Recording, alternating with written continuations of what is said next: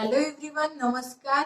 In this video, we are going to discuss how to solve multiple choice question from problem set 6 circle. In previous videos, we have discussed practice set 6.1 and 6.2. 6.3 is left. Soon we are going to explain this practice set 6.3. जे चॅनेलवर नवीन आहेत त्यांनी नक्की subscribe करा.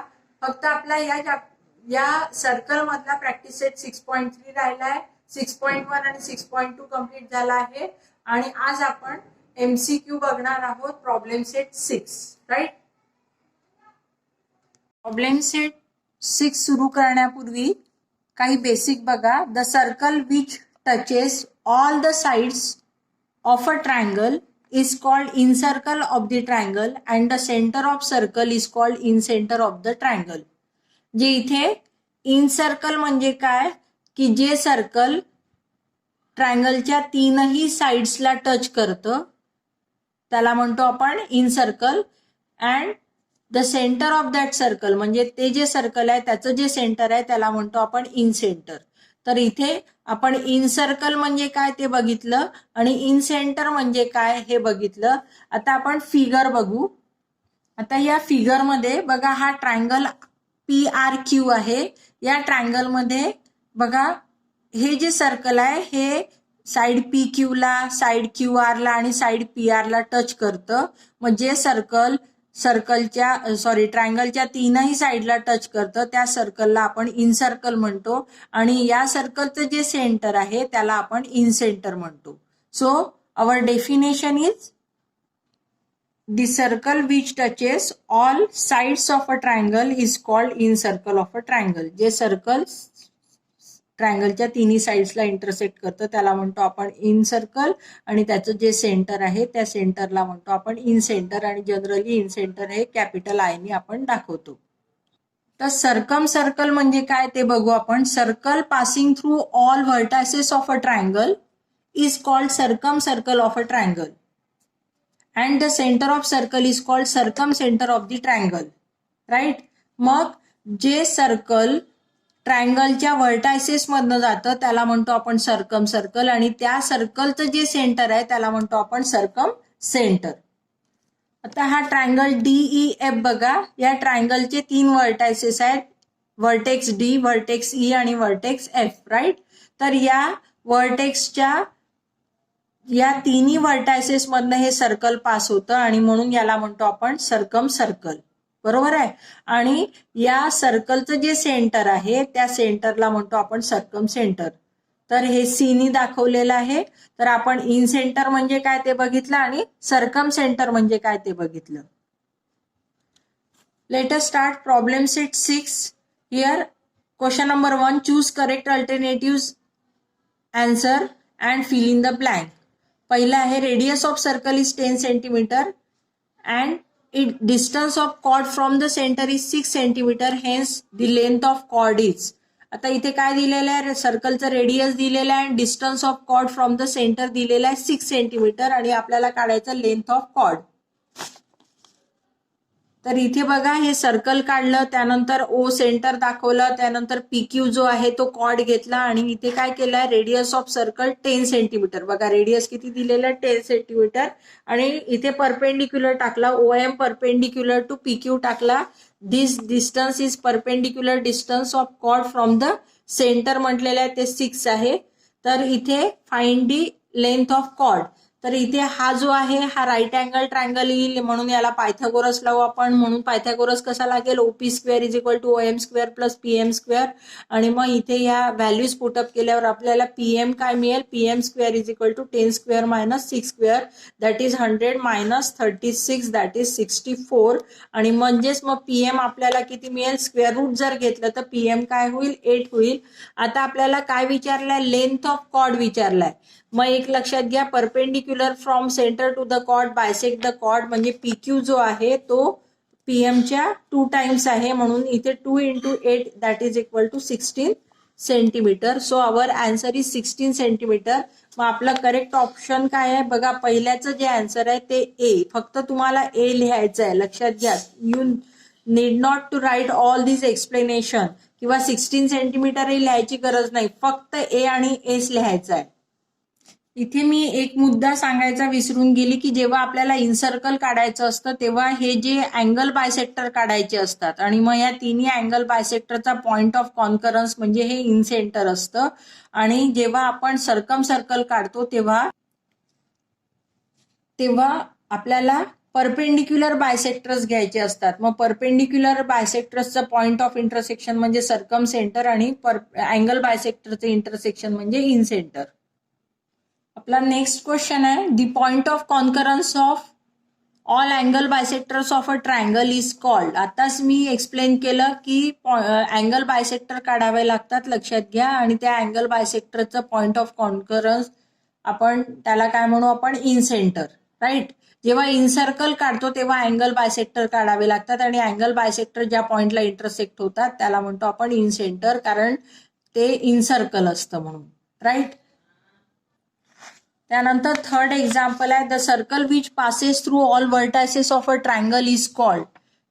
बघा, जे circle ट्रायंगलच्या तिन्ही व्हर्टायसेस मधनं जातं त्याला काय म्हणतो आपण, circum circle. So answer is a. बघा, सेकंडचं जे आन्सर होतं ते विसरली मी लिहायला. सेकंडचे आन्सर जे होतं ते सी आहे, थर्डचं जे आन्सर आहे ते ए आहे.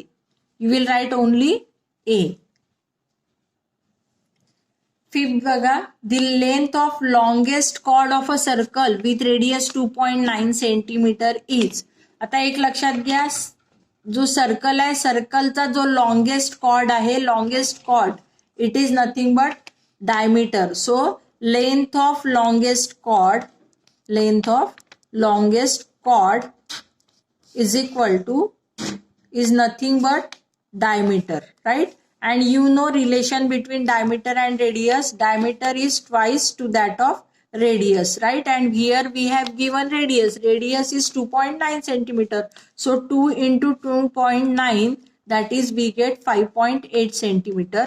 So for here, sorry, I have taken fifth example.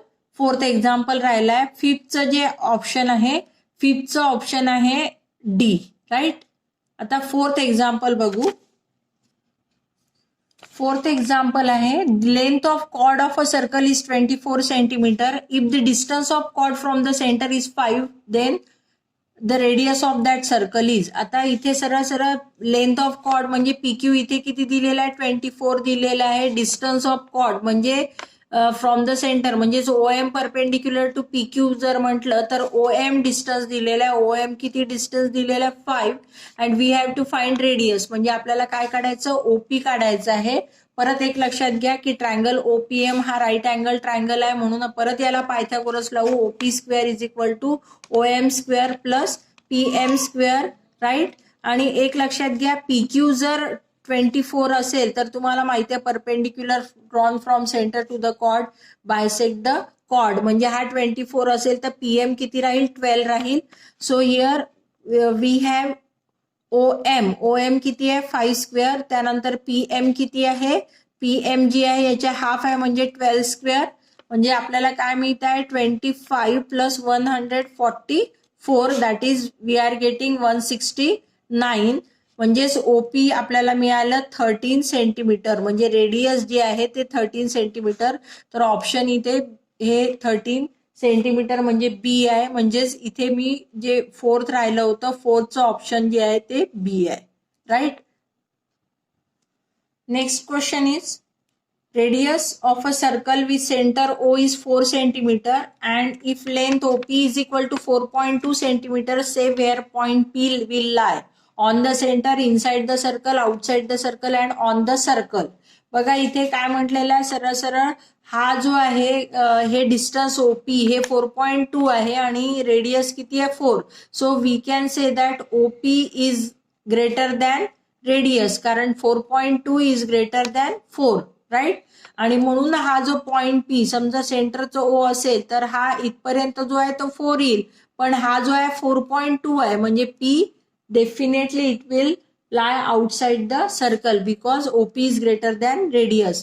म्हणजे outside the circle म्हणजे 6चं जे आन्सर आहे ते आन्सर काय राहील, सी. राईट. 6 क्वेश्चनचा answer C. Now last question. The length of parallel chords which are on opposite side of the incenter of a circle are 6 centimeter and 8 centimeter. If radius of circle is 5 centimeter, then the distance between this chord is. आता इथे काय म्हटलेलं आहे, length of parallel chords lie on opposite side. समजा आता बघा ही diagram, या diagram मध्ये मी काय केलेलं आहे, सर्कल दाखवलेला आहे, ओ सेंटर दाखवलेला आहे आणि पीक्यू आणि आर एस जे हे कॉर्ड आहे they lie on the opposite side of the centre. आणि यांची लेंथ काय दिलेली आहे बघा. एक समजा आपण पीक्यू किती पकडला, 6 सेंटीमीटर पकडला आणि समजा आर एस जो आहे तो 8 सेंटीमीटर पकडला, राईट. आणि रेडियस ऑफ सर्कल म्हणजे ओ क्यू आणि ओ एस हे रेडियस आहे, हे रेडियस किती दिलेलं आहे, 5 सेंटीमीटर, राईट. आता आपल्याला काय काढायचं आहे, डिस्टन्स बिटवीन द कॉर्ड्स. आता आपल्याला डिस्टन्स काढायचं आहे. तर एक लक्षात घ्या की परपेंडिक्युलर हे O M perpendicular to P Q आहे आणि O N perpendicular to R S आहे. And we know that perpendicular from centre to the chord bisect the chord. म्हणजे पी क्यू जर 6चा असेल तर हे डिस्टन्स किती राहील, 3चं, राईट. त्यानंतर इथे आर एस जर 8चा असेल, या परपेंडिक्युलरमुळे हा बायसेक्ट होईल म्हणजे हा किती राहील, 4चा. मग ट्रायंगल ओ एम क्यू मध्ये जर आपण पायथागोरस लावलं तर काय लागेल, O Q square is equal to O M square plus O M square plus O M square plus M Q square, right. तर इथे आपल्याजवळ काय काय, 5 square is equal to O M square plus 3 square. तर इथे O M square is equal to 25 minus 9 that is equal to 16. आणि मग लक्षात येतं O M is equal to 4, right. मग जसं इथे पायथागोरस लावून आपण हे काढलं तसं इथेही पायथागोरस लावला आपण, म्हणजे 5 4 आणि इकडे पायथागोरस लावल्यावर इथे तुम्हाला 3 मिळेल. आणि मग आता इथे काय आहे, हे जे आहे डिस्टन्स बिटवीन टू कॉर्ड्स जे आहे ते काय राहील, दॅट इज 4 अँड 3, राईट. म्हणजे याचं डिस्टन्स 4 आहे, याचं डिस्टन्स 3 आहे. म्हणजेच या दोन्ही कॉर्डचं जे डिस्टन्स आहे ते राहील, समजा आपण ते एम एन जर घेतलं ते डिस्टन्स, तर इथे किती राहील, 4 प्लस 3 म्हणजे इथे किती राहील, 7 सेंटीमीटर. तेव्हा आपला ऑप्शन डी राहील. म्हणजेच या 7 प्रॉब्लेमचं आन्सर जे आहे ते काय राहील, डी. तर इथे आपण क्वेश्चन नंबर 1चे एमसीक्यू जे आहे ते बघितले. आणि आन्सर लिहिताना मात्र तुम्हाला हे पूर्ण लिहिण्याची गरज नाही, फक्त तुम्हाला ABCD जे काही आन्सर असेल तेवढंच लिहायचं आहे. आणि 7 सेंटीमीटर पण लिहायचं नाही, फक्त डी लिहायचं आहे, राईट. आणि जे चॅनेलवर नवीन आहे त्यांनी नक्की सबस्क्राईब करा, कारण आपण मॅथमॅटिक्सचा 8, 9, 10चा पोर्शन पूर्ण लवकरच संपवतो आहे. थँक्यू.